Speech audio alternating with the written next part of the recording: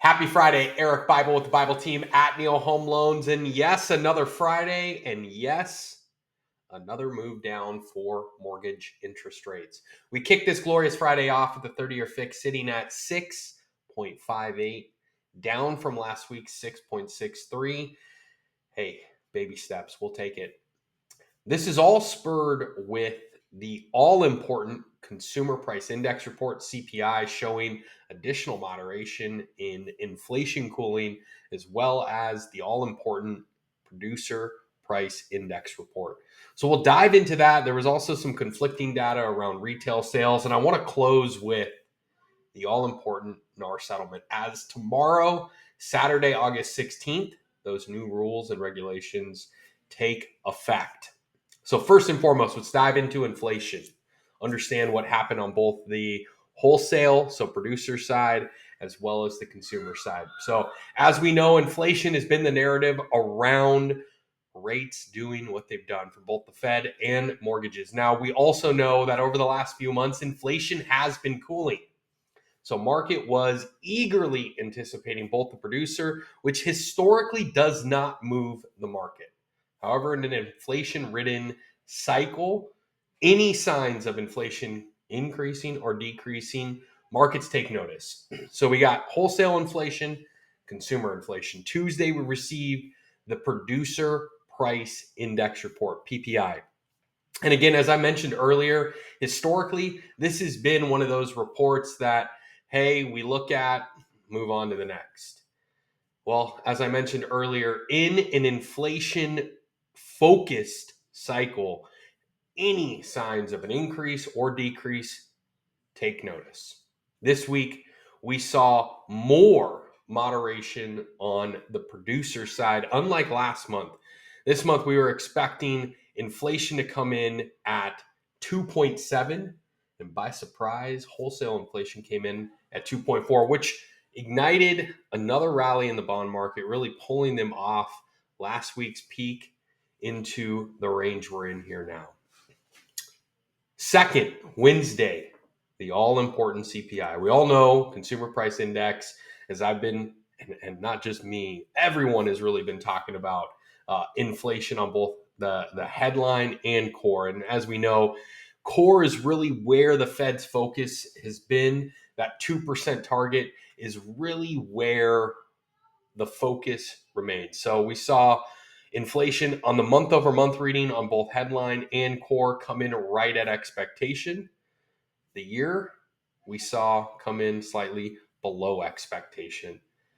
Headline we saw drop finally into the twos on a year-over-year basis. Yes, it's 2.9, but hey, we'll take a two-handle all day long. And core down from the expected 3.3 to 3.2. This really extended those rallies that kind of opened up on Tuesday as the narrative around inflation cooling, the economy starting to pull back, investors, bonds, you name it, are all kind of touting the horn that, hey, the Fed needs to take action. We need to see more aggressive rate cuts. But that party came, I wouldn't say a screeching halt, but it got drawn into question.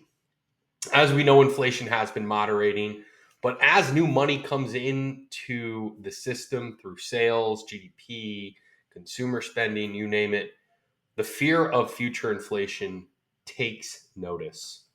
So markets have been acutely aware of not only retail sales, but also, as I've mentioned in weeks past, employment.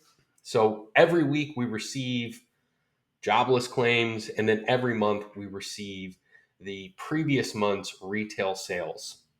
So market was anticipating moderation in retail sales. Last month we saw 0% flat on a month-over-month basis. This month we were expecting 0.3% increase in consumer spending. Well, that was blown out of the water. We saw 1%. Now, there are arguments out there, hey, back to school shopping, summer concluding, but here nor there, a 1% rise in a slowing economy, that draws into question of how weak is the economy for real, and should the Fed take such aggressive action? Layer on top of that our weekly jobless claims coming in slightly below expectations, where really the market is looking for breadcrumbs as to any weakness. And when we see outliers like this, it kind of challenges the narrative. So something we definitely want to continue to monitor, where again, I still believe the Fed will take action in September. Reports like this, it's a gut punch. But again, rates are not in the sevens. We're back in the sixes. So we're going to bask in it as this presents an opportunity for our buyers and sellers to seek payment relief.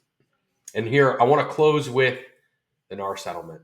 I know we're all hearing about it. We've all heard about it, but it's here. It starts tomorrow. And I do not want to diminish change.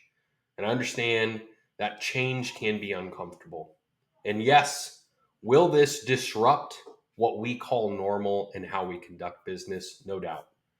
Again, in no way, shape, or form do I want to diminish the severity of what we're up against as an industry, as a community.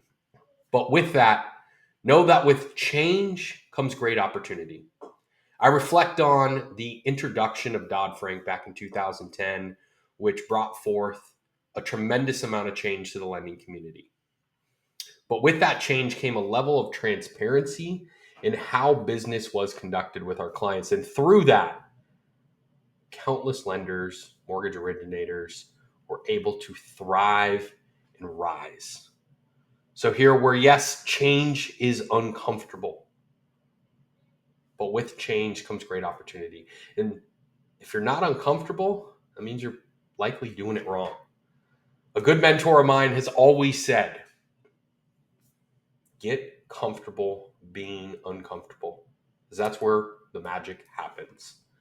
If you're running into challenges in how to communicate not only your value, but how you as an agent is compensated, we've put together some very, very useful tools to help in communicating that information. If you would like to look at them, if you would like individualized scenarios run for your clients, we're available. We're all in this together, and we're all going to challenge the narrative, rise to the occasion, and thrive in these times. As always, make it a fantastic Friday and an even greater weekend. Thank you.